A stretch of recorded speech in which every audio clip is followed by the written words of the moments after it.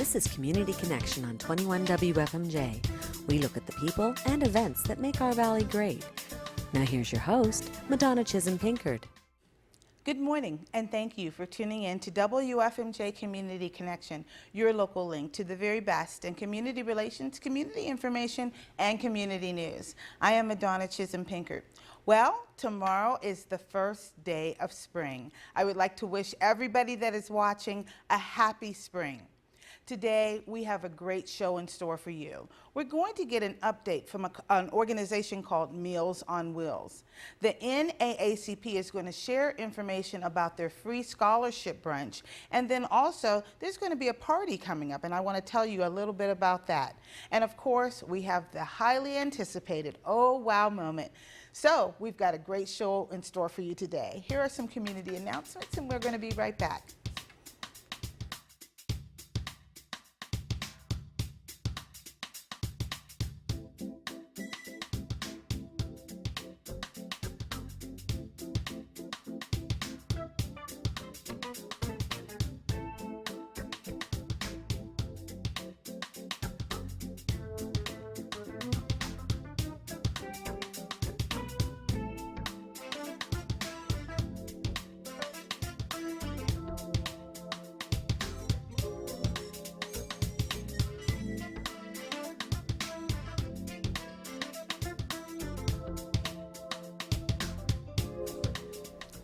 Welcome back. In 1972, President Richard Nixon signed into law a measure that amended Older Americans Act. It was 1965, and it established a national program for senior citizens 60 years and older.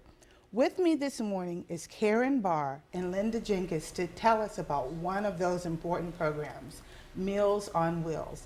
Good morning, Linda and Karen. Good morning. Thank you both for joining me this morning. I cannot wait for our community to hear about Meals on Wheels because I've never had Meals on Wheels on my show before. So I'm excited. One of you, whoever wants to go first, Karen or Linda, tell me about Meals on Wheels. What is it? Well, and she just goes right to sure. you. And I love it. Meals go on ahead. Wheels, we are called now Meals on Wheels of Mahoning County. Okay. And what we do, we deliver a hot meal to not just senior citizens, but people with disabilities who would rather live in their homes opposed to going to assisted living or nursing homes. And we provide a hot meal delivered to them daily, 5 days a week. And the goal of our program is to keep as many seniors living in their home as possible.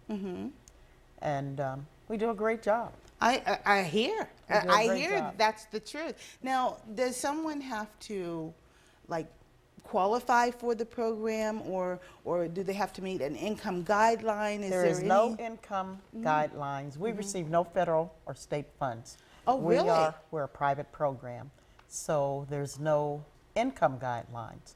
Everyone pays the same amount across the board. Our meals are $7.25 per day, so everyone pays the same amount. As far as eligibility, senior citizens or someone with a disability. Okay. And those are the That's requirements. That's it. Wow. And you have to live, within our jurisdiction. Now, we do not go to Sebring or Beloit, the outlying areas. We service Youngstown, Struthers, Austintown, Campbell, and what else, Karen? Boardman. And Boardman. Okay. Yes. Well, there's something that I saw on here, and it's, this information was provided to me over the internet. And I just want to say thank you, Linda and Karen, because there's a lot of this that I didn't know, that millions of American families will sleep better at night and can continue their daily routines and responsibilities because they know that Meals on Wheels is keeping a watchful eye Absolutely. over their aging loved ones. 87% of folks say it makes them feel better. Yes. Where does that come from? If I could step in on this one. Please do, step. Okay. My grandfather, I'm from the Pittsburgh area, and it was my grandfather that was becoming, he was getting up there in years. and my parents got it for him. And I could just see the relief with them because there was someone coming there daily. To service your grandpa. Yes, and it's more than the food. With the drivers, you get to know the patterns of people. There's certain, you figure it out, you know what I mean? And we can tell if something is wrong. So you're kind of like, as we spoke, the eyes and the ears, Yes. if something is awry or something's not right. And I can think of several instances. Well, just recently, I have an elderly relative that I got involved with Meals on Wheels with our program. And I know the drivers, and they called me and they said, there's something wrong. Really? And my aunt, she possibly would not have called the doctor because she was 90, because, you know, I'll be Yeah, better I and all know. that business. And she is now in a nursing home and had to have an operation for peritonitis. As a result of the watchful eyes Yes. of the driver. Yes. And Wow. there's a Wow. lady that my husband encountered, and she was always out feeding the birds, you know, something she wasn't at the door the way she usually is. Well, And they noticed that. he found her lying on the floor. No. Well, she had gone out to feed the birds, Karen. and it slipped on the ice and broke something. So we have a contact number. So he found a number in there, called a relative. They got an ambulance, and he waited until they came, which was quick, and then locked the door and left. Wow. I mean, this is not. That's Doesn't not happen. usual, Oh, very. But when it does, there's that person coming in, and we have the Right. contact numbers right. on there that we can let someone know, and it might even be a false alarm. you Yeah, know. but better an alarm than no alarm Yes. at all. Right. You know, and that comfortability lets families feel that sigh of relief. I read also 82% say it enables them to remain in their own home, and 83% say Meals on Wheels improves their health and well-being. Absolutely. A meal, of course, meal. but well-being.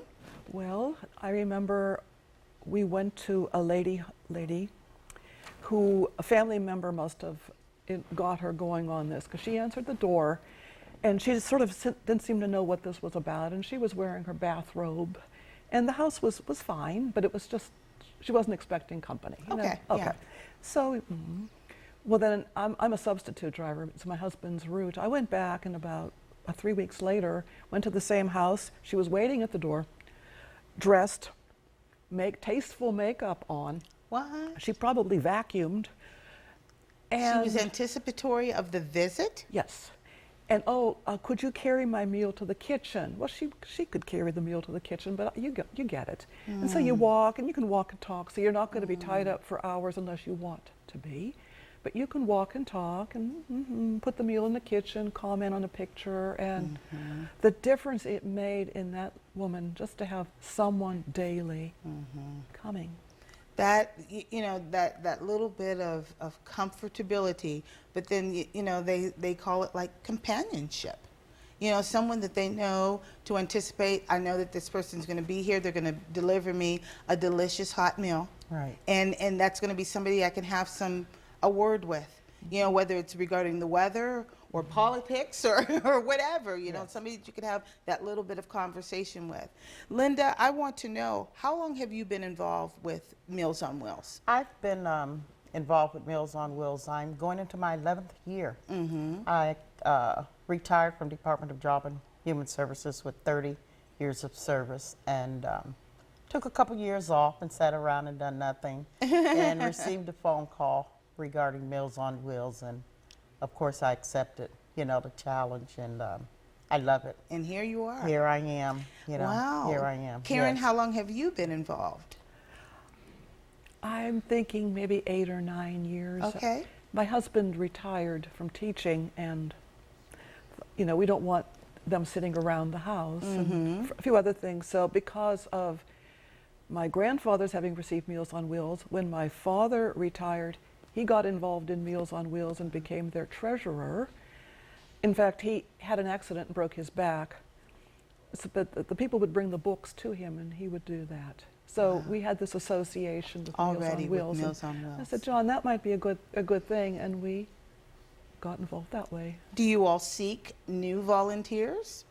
Absolutely. We look for volunteers daily. If someone wanted to be a volunteer, how would they go about doing so? They need to call the office. And I was going to say, I might have a picture that will come up. Now, I hope I got the number right. Oh, I didn't put the number. I did put the number on, 744-3583. That's correct. That is the correct That's number? the correct If number. someone wanted to get involved, that's where they would call? They would call me at that number and we'll get them set up. That is phenomenal. Is it in the phone book?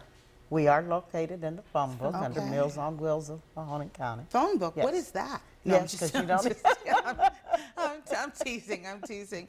Well, as we wrap up the interview, both of you have on these attractive t-shirts, and they say March for Meals. March is one of my favorite months of the year.